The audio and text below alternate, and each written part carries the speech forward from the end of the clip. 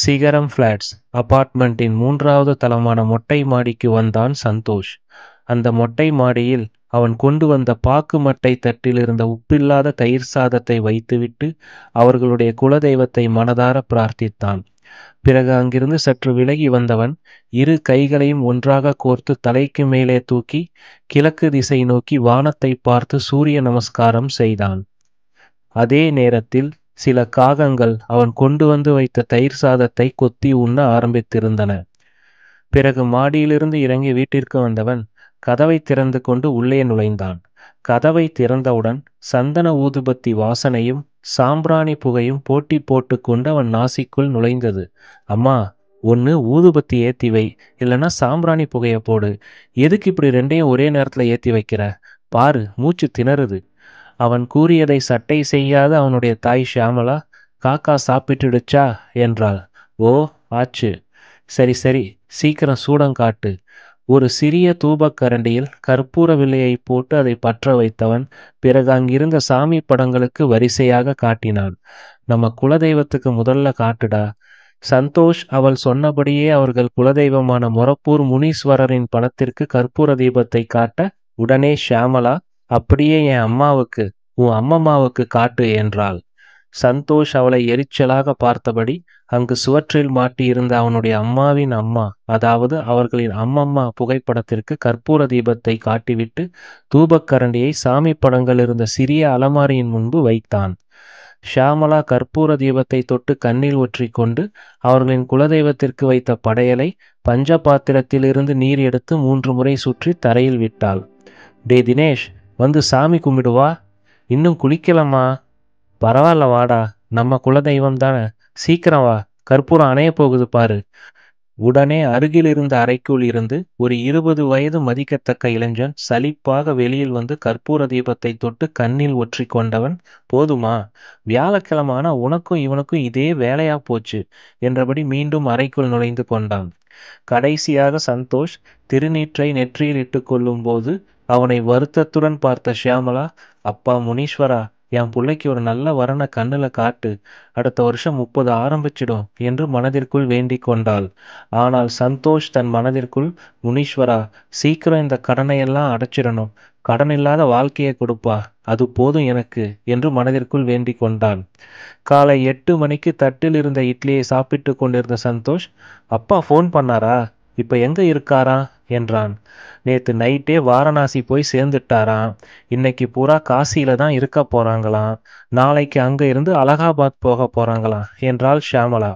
சிறிது நேரத்தில் சாப்பிட்டு விட்டு கிளம்பிய சந்தோஷை பின்னாடியே ஓடி வந்து பிடித்த தினேஷ், அண்ணா, ஒரு 500 ரூபா வேணும் என்றான். டேய், வாரத்துக்கு 700 தானே உன் கணக்கு, இப்ப திடீர்னு 500 கூட கேட்குற? செலவு இருக்குண்ணா. சந்தோஷ் அவனை பார்த்து லேசாக முறைத்தபடி, உதட்டையும் பல்லையும் பார்த்தாலே தெரியுது, உடம்ப கெடுத்துக்காதடா, அப்பா வேற அடிக்கடி சொல்லி வருத்தப்படுறாரு என்றான்.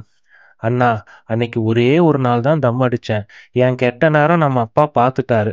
அவன் வருஷ கணக்கில் அடிக்கிறான். அவனுங்க யாரும் மாற்றுறதே இல்லை. சந்தோஷ் அவனுடைய பர்ஸை திறந்து அதிலிருந்து 5 100 ரூபாய் நோட்டுகளை எடுத்து எண்ணி பார்த்து தினேஷின் கையில் கொடுத்தான். சந்தோஷின் பர்ஸ் காலியாக இருந்ததை தினேஷ் கவனித்து விட்டான்.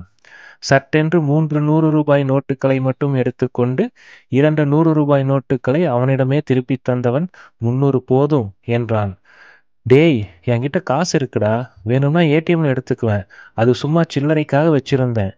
20ஆம் தேதிக்கு மேல் அவன் வீட்டாரின் நிலைமையை நன்கு உணர்ந்திருந்த தினேஷ், வேணும்னா நாளைக்கு வாங்கிக்கிறேன் என்றபடி அங்கிருந்து சென்றான். சந்தோஷ் தன்னுடைய பைக்கை ஸ்டார்ட் செய்ய அப்போது ஸ்டாப் ஸ்டாப் என்று கத்தியபடி ஒரு சிறுமி அவனை கடந்து ரோட்டை நோக்கி ஓடினாள். ஆனால் அதற்குள் அங்கிருந்த ஆட்டோ வேகமாக சென்று விட்டது. உடனே சந்தோஷ் சிரித்து கொண்டே, மஞ்சுக்குட்டி, என்ன ஆட்டோவை மிஸ் பண்ணிட்டியா என்றான்.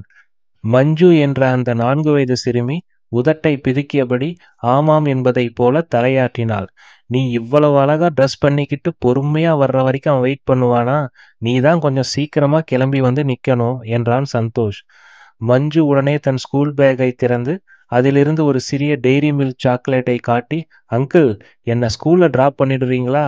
சாக்லேட்டை 50-50 ஷேர் பண்ணிக்கலாம் என்றாள். சந்தோஷ் சிரித்து கொண்டே, சரி வா என்று அழைத்து அவளை தூக்கி பைக்கின் முன்பக்கத்தில் உட்கார வைத்தான்.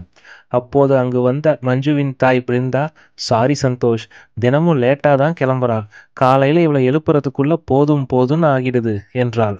பரவாயில்ல விடுங்க, நான் போற வழியில தானே இவளோட ஸ்கூல் இருக்கு. மஞ்சு, அம்மாவுக்கு பை சொல்லு என்றபடி பைக்கை ஸ்டார்ட் செய்து ஆக்சிலேட்டரை மெதுவாக முறுக்கினான் சந்தோஷ். குன்னூர் டவுனிற்கு வெளியே பந்திஷோல என்ற இடத்தை நோக்கி சென்று கொண்டிருந்தது ஒரு கார். காரின் பின் சீட்டில் அமைதியாக உட்கார்ந்து கொண்டு ரோட்டையே பார்த்தபடி இருந்தார் ஃபாதர் லூத்தர். வானுயர்ந்த மரங்கள் இரு பக்கமும் நெடுநெடுவென்று வளர்ந்திருக்க அவற்றுக்கு நடுவில் இருந்த தார் ரோட்டில் ஃபாதர் பயணிக்கும் கார் நிதானமாக சென்று கொண்டிருந்தது. சில நிமிடங்களில் அந்த கார் தார் ரோட்டிலிருந்து பிரிந்து செல்லும் ஒரு சிறிய மண் பாதையில் பயணிக்க தொடங்கியது. 5 நிமிட பயணத்திற்கு பின் அந்த கார் ஒரு மாளிகை போன்ற வீட்டின் முன் நின்றது. அந்த வீட்டின் முன் மேலும் சில கார்கள் நின்று கொண்டிருந்தன. ஆண்களும் பெண்களுமாக 20 பேர் வரை நின்று கொண்டிருந்தார்கள். 22 டிகிரி மட்டுமே இருந்த தட்ப வெப்பநிலையை சமாளிக்க அனைவரும் ஜெர்கின் அல்லது ஸ்வெட்டர் உடுத்தி இருந்தார்கள். வீட்டிற்குள் இருந்து ஒரு பெண் காவலரும் ஒரு காவல்துறை அதிகாரியும் வெளியே வந்தார்கள். அந்த காவல்துறை அதிகாரி ஃபாதர் லூத்தரை பார்த்து, இயற்கை மரணம்தான் ஃபாதர், சந்தேகப்படும்படியா இங்கே யாரும் வந்த மாதிரி தெரியல. சிசிடிவி கேமரா ரெக்கார்டிங் பார்த்தோம். அந்த லேடி கிரேஸ் நேற்று ஈவினிங் வீட்டுக்குள்ளே போகிறது மட்டும்தான் பதிவாகி இருக்கு. காலையில் இந்த காம்பவுண்ட் வாட்ச்மேன் உள்ளே போயிட்டு உடனே பதட்டத்தோடு வெளியே ஓடி வர ரெக்கார்டிங்ஸ் மட்டும்தான் இருக்குது. விசாரித்ததில் அந்த வாட்ச்மேன் ரொம்ப வருஷமாக இங்கே தான் வேலை செய்கிறான்னு தெரியுது என்றார். ஆமாம் சார், கிரேஸ் பிறக்கிறதுக்கு முன்னாடி இருந்து அவன் இங்கே தான் வேலை செஞ்சுக்கிட்டு இருக்கான். ரொம்ப நல்லவன். இன்ஸ்பெக்டர் சலிப்பாக, ஓகே சார், அந்த பொண்ணோட கணவர் ஃபாரினில் இருக்காருன்னு சொன்னாங்க என்றார். ஆமாம் இன்ஸ்பெக்டர், அவங்களுக்கும் தகவல் சொல்லியாச்சு. அவர் பேர் செல்வராஜ். செல்வராஜ், கிரேஸ் 2 பேருக்கும் ஒரு 4 வயசு பெண் குழந்தை இருக்கு. அவளோட பேர் சோஃபியா. ஆனால் கணவனும் மனைவியும் இப்போ ஒன்றா இல்லைன்னு சொன்னாங்க. கருத்து வேறுபாட்டால் பிரிஞ்சிட்டதா பேசிக்கிறாங்க. டைவர்ஸ் வாங்கிட்டாங்களா என்றார் இன்ஸ்பெக்டர். இல்லை சார், செல்வராஜ் சோஃபியா கூட லண்டனில் இருக்காரு. இந்த பங்களாவில் கிரேஸ் மட்டும் தனியாக இருந்தா. 2 பேருக்கும் கொஞ்சம் கருத்து வேறுபாடு இருந்தது. ஆனால் டைவர்ஸ் வாங்குற அளவுக்கு மோசம் இல்லை. ஃபாதரும் இன்ஸ்பெக்டரும் அந்த சிறிய பங்களாவிற்குள் நுழைந்தார்கள். அங்கே ஹாலில் ஒரு 30 வயது மதிக்கத்தக்க பெண்ணின் உடல் ஒரு ஸ்ட்ரெச்சரில் கிடத்தப்பட்டிருந்தது. அந்த பெண் பெண்களுக்கான வெள்ளை நிற சட்டையும் கருப்பு பேண்ட்டும் உடுத்தியிருந்தாள். அந்த பெண்ணின் முகம் மிக நேர்த்தியாக இருந்தது. 2 கண்ணிமைகளிலும் திப்பியாக மை போன்ற ஒன்று தடவப்பட்டிருந்தது. அவளுடைய நெற்றியில் வித்தியாசமான ஒரு குறியீடு பச்சை குத்தப்பட்டிருந்தது. ஃபாதர் தன் மனதிற்குள், ஐயோ கிரேஸ், இப்படி இருக்க வேண்டியவளா நீ என்று நினைத்து கொண்டார். 3 வருடங்களுக்கு முன்பு செல்வராஜ் தன் மகளுடன் லண்டன் செல்வதற்கு முன் தன்னை வந்து சந்தித்தது அவருடைய நினைவிற்கு வந்தது. முடியல ஃபாதர், எவ்வளவுதான் பொறுத்து போகிறது. சோஃபியா மனரீதியாக பாதிக்கப்பட்டிருக்கா. கிரேஸ் பண்ணுறதையெல்லாம் நான் வேணா பொறுத்துக்குவேன். இந்த சின்ன பொண்ணு எப்படி தாங்குவா? அதான் இன்னைக்கு உறுதியாக அவகிட்ட சொல்லிட்டேன். நானும் சோஃபியாவும் லண்டனுக்கு போகிறோம். கிரேஸ் மனசு மாறுனா எங்கள் கூட அங்கே வந்து இருக்கட்டும் என்று சொன்னது அவருடைய நினைவிற்கு வந்தது. அப்போது இன்ஸ்பெக்டர், ஃபாதர், இந்த பங்களா காம்பவுண்டுக்குள்ள ஒரு சிறிய கல்லறை பளிங்கு கல்லால் கட்டியிருக்காங்க. அதில் ஹேசல் அப்படிங்கிற பேர் இருக்கு. அதில் இருக்கிற பிறப்பு இறப்பு தேதிகளை பார்த்தா இறந்தது ஒரு சின்ன பொண்ணு தான். அது யாரோட கல்லறை என்றார். ஃபாதர் பெருமூச்சு விட்டபடி, கிரேஸ் செல்வராஜ் தம்பதிக்கு 2 பெண் குழந்தைங்க, ட்வின்ஸ். ஒருத்தி பேர் சோஃபியா, இன்னொருத்தி பேர் ஹேசல். 3 வருஷத்துக்கு முன்னாடி ஹேசல் உடம்பு சரியில்லாமல் இறந்துட்டா. அதனால் ஏற்பட்ட தகராறு தான் செல்வராஜும் கிரேஸும் பிரியறதுக்கு காரணம் என்றார். அப்போ அந்த பொண்ணு சோஃபியா, அவளும் செல்வராஜ் கூட லண்டன்லேருந்து வந்துக்கிட்டு இருக்கா. அவங்க ஃப்ளைட் ஏறி 4 மணி நேரம் ஆச்சு. ஃபாதர், இந்த பங்களா மிஸ்டர் பிரான்சிஸ் சேவியருக்கு சொந்தமானதுன்னு சொல்கிறாங்க. ஆனால் பங்களாவுக்குள்ளே அவருடைய ஃபோட்டோ எதுவுமே இல்லையே. கிரேஸோட அப்பா தான் மிஸ்டர் பிரான்சிஸ் சேவியர். 3 வருஷத்துக்கு முன்னாடி அவரும் இறந்துட்டாரு. அவர் இறந்த பிறகு அவரை பற்றி யார் பேசினாலும் கிரேஸ் கோபப்படுவா. அதனால தான் அவருடைய ஃபோட்டோ பெயிண்டிங் எதுவுமே ஹாலில் இல்லை. வேலை முடிந்து காவல்துறையினரும் ஃபாரன்சிக் ஆட்களும் அவர்களுடைய பொருட்களை எடுத்துக்கொண்டு வெளியேறினார்கள். ஃபாதர் லூத்தரின் மேற்பார்வையில் இருக்கும் தேவாலயத்தைச் சேர்ந்த பெண் பணியாளர்கள் 4 பேர் அந்த பங்களாவிற்குள் நுழைந்தார்கள். அவர்களை பார்த்து ஃபாதர் லூத்தர், நீங்கள் கிரேஸ் உடலை சுத்தம் பண்ணுற வேலையை ஆரம்பிங்க என்றார். அந்த பெண்களும் கிரேஸ் உடல் கிடத்தப்பட்டிருந்த ஸ்ட்ரெச்சரை தள்ளி கொண்டு அங்கிருந்த ஒரு அறைக்குள் சென்றார்கள். மேலும் சில பணியாளர்களிடம், சவப்பெட்டிக்கு சொல்லிட்டீங்களா என்று கேட்டார். சொல்லியாச்சு ஃபாதர்.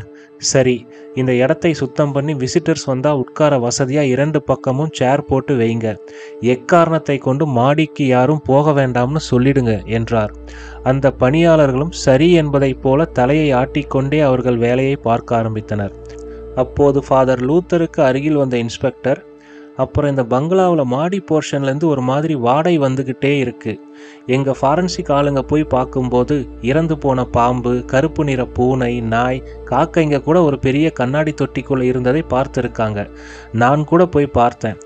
அப்புறம் ஹாலுக்கு பக்கத்தில் இருக்கிற பெரிய ரூமுக்குள்ள ஒரு பக்க சுவத்தில் பெரிய பென்டாகிராம் தலைகீழாக வட்டமாக வரைஞ்சி வச்சிருக்காங்க. அந்த ரூம் தர அப்புறம் சுவர் எல்லாமே சிவப்பு பெயிண்ட் அடிச்சிருக்காங்க. இந்த பென்டாகிராம் வரைஞ்சி வச்சிருக்கிற சுவர் மட்டும் கருப்பு நிறத்தில் இருக்கு என்றார். ஃபாதர் லூத்தர் சலிப்பாக, அந்த குறியீட்டை சிகில் ஆஃப் பேஃபோமேட் அப்படின்னு சொல்லுவாங்க என்றார். இவங்க கிறிஸ்டியன் தானே என்ற இன்ஸ்பெக்டரை பார்த்து, கிரேஸ் 3 வருஷத்துக்கு முன்னாடி சாத்தானை வழிபடுற குழுவுல சேர்ந்துட்டா. கிரேஸ் சாத்தான் வழிபாடு பண்றவ என்றார் ஃபாதர் லூத்தர். இந்த வீடியோ உங்களுக்கு பிடிச்சிருந்தா லைக் பண்ணுங்க, ஷேர் பண்ணுங்க, எங்க சேனலை சப்ஸ்கிரைப் பண்ணுங்க.